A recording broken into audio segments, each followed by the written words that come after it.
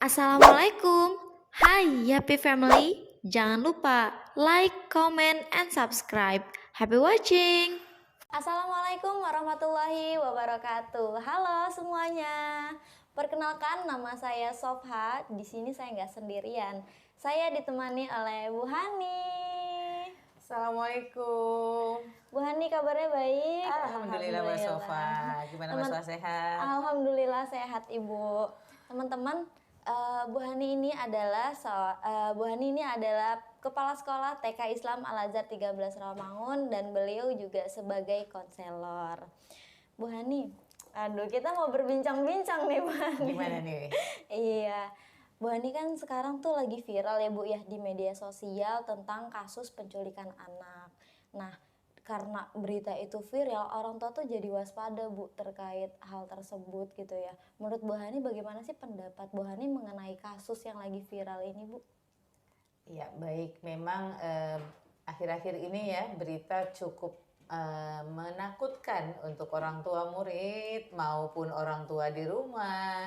Bahkan untuk kalangan guru-guru juga di sekolah, mungkin ini menjadi salah satu isu-isu yang perlu disikapi, tapi tidak perlu menjadi panik.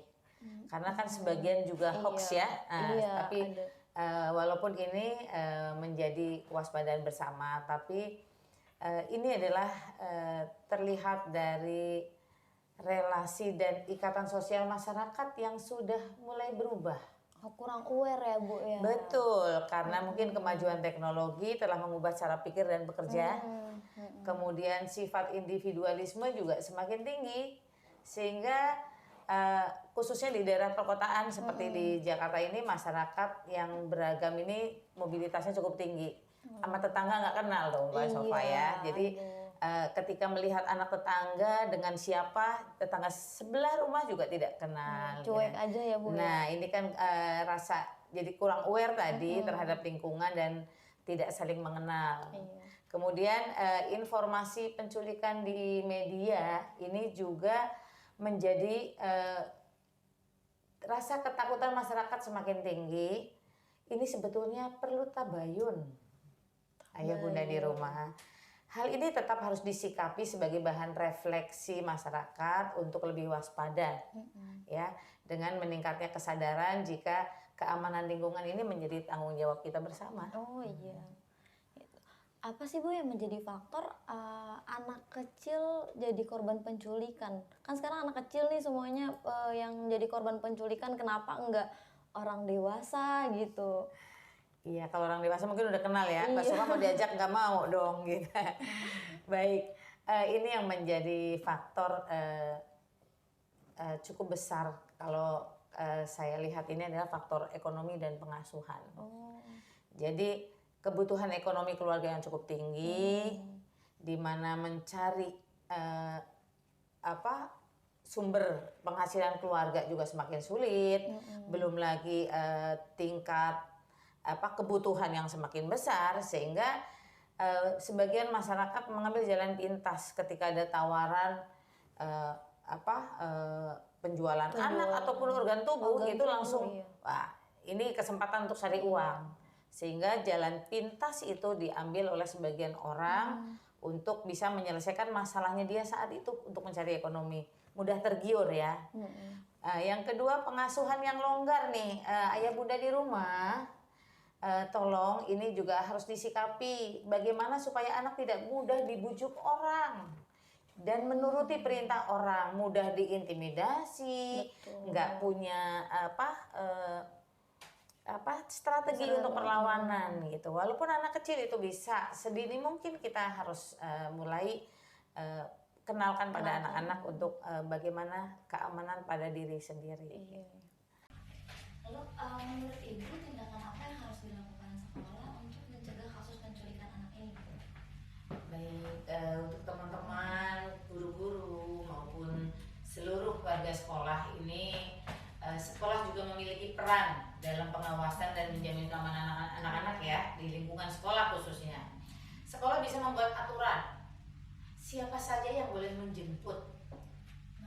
Lalu bagaimana mekanismenya? Ini juga penting penjemputan. Jadi tidak bel sekolah pulang langsung berpulang gitu ya, belum lagi kalau di depan sekolah banyak pedagang. Nah, ini sensitif ini kondisi seperti ini.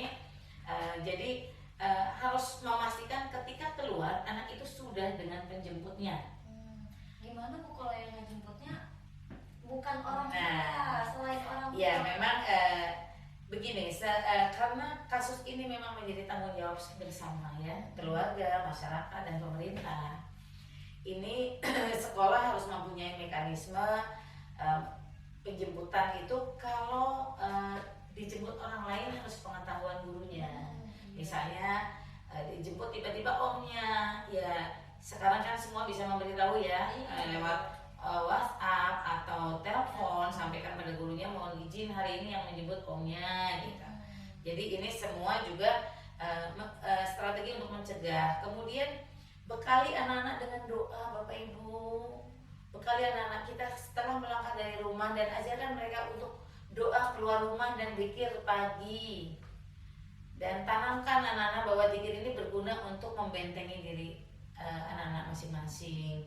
Kemudian berikan edukasi pada anak-anak, dan ini sekolah juga sebaiknya memberikan edukasi pada anak dan orang tua murid ya, tentang bagaimana menghindari penculikan dan bagaimana memberikan respon ketika ada orang-orang yang mencurigakan atau melihat teman mereka menjadi target. Nah ini anak-anak juga diajarkan aware ya.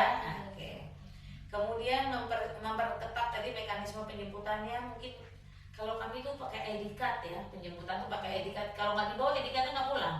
Nggak boleh pulang. Nggak boleh pulang. Jadi dia harus membuat ID card baru kalau alasannya hilang. Atau dia akan pulang terakhir seizin gurunya dengan yang menyebut dipastikan itu orang tuanya.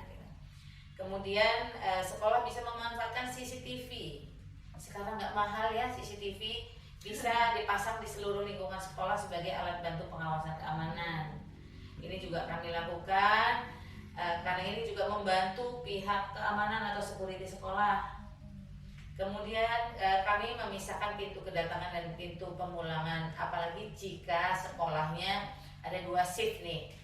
Ini juga riskan ya untuk sekolah yang punya pagi siang. Nah ini ketika pintu datang dan pulang kalau bisa dikondisikan supaya memastikan yang mengantar dan yang menjemput itu sudah pasti untuk anak itu. Bagaimana sih Bu kalau memberikan edukasi yang baik untuk anak-anak? Kalau kan ada nih Bu orang tua yang ngasih edukasinya nakut-nakutin. Nah, gimana? Betul, itu sering terjadi ya, apalagi di sosmed itu banyak viral-viral video penculikan yang bahkan kadang hoax ya. Video simulasi disampaikan itu penculikan betulan gitu. Terus video terjadi sekian tahun diekspos sekarang. Nah, ini tolong jangan diperlihatkan pada anak-anak khususnya yang masih usia dini. Kenapa? Bukan anak itu waspada, tapi anak itu panik. Ya, anak akan menjadi ketakutan yang berlebihan itu justru malah menjadi bahaya.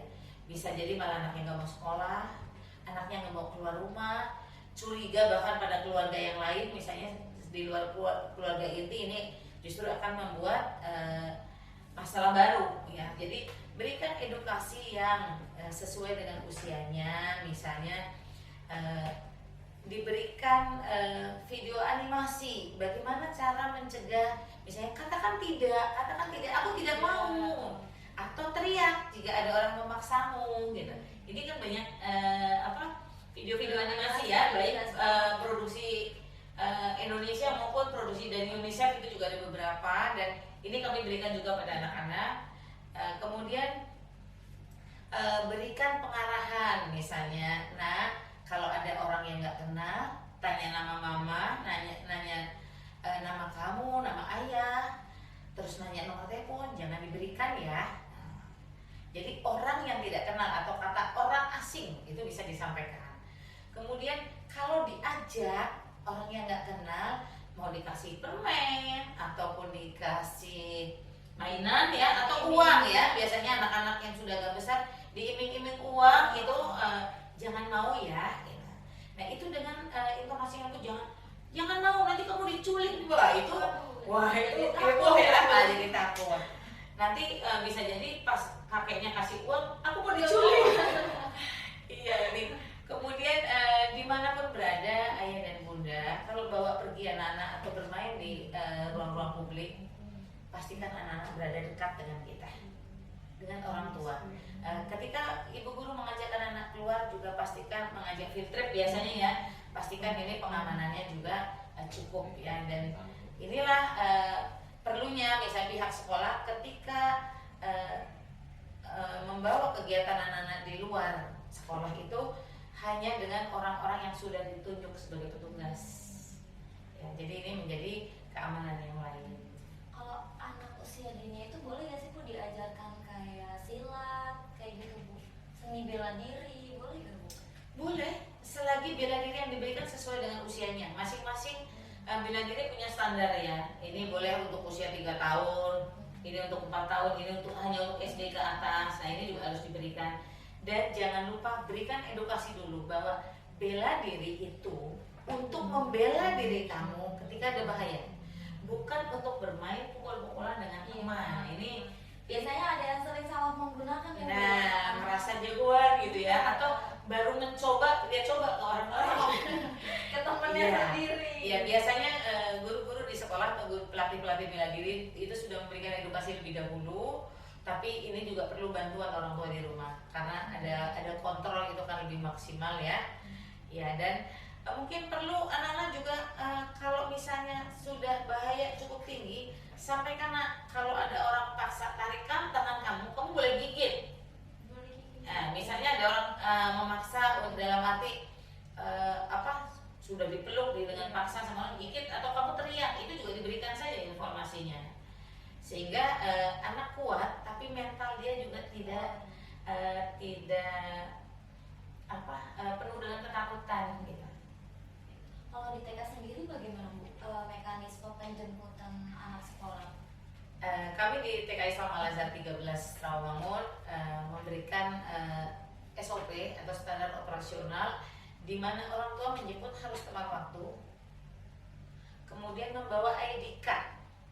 Kami memiliki ID card untuk penjemputan yang tadi saya sampaikan Mbak Sofa. Kalau ID cardnya nggak dibawa nggak pulang.